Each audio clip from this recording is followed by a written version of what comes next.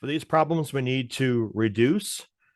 So whenever you're multiplying or dividing, well, dividing you'll turn into multiplication. But once you have a multiplication, then you want to cross reduce if you can.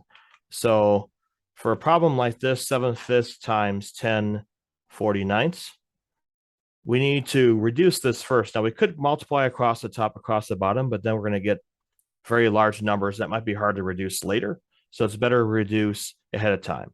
For instance, here, if we look at 10 and 5, both of them are divisible by 5. So I'm going to divide both of them by 5. If I divide 10 by 5, we get 2. Divide 5 by 5, we get a 1. These are both divisible by 7. So 7 divided by 7 is 1. 49 divided by 7 is 7 there. So what we have left now is we have 1 over 1 times 2/7, and that's just going to equal 2/7. That's going to be our answer. So we're able to multiply these, cross reduce first, and then get our answer.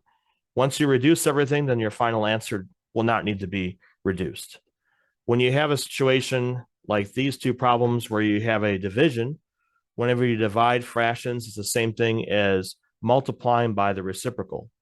So we're going to do 5/2, and we're going to multiply it by the reciprocal, which is going to be 14/5. We see here that 5 and 5, those are going to cancel out. What's left over is 14 and 2. Both of these are divisible by 2, so we just divide 14 by 2, and we get 7. Divide 2 by 2, and we get 1, which means that all we have left over is 7 over 1, or we can just write 7 as the answer on that one. Let's do one more of these.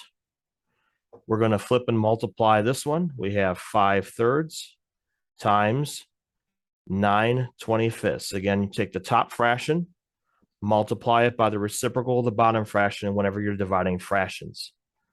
Now we can cross reduce here. Both of these are divisible by 5. 5 divided by 5 is 1. 25 divided by 5 is 5. Then these other ones we can reduce as well. Both of these are divisible by 3. 3 divided by 3 is 1. 9 divided by 3 is 3.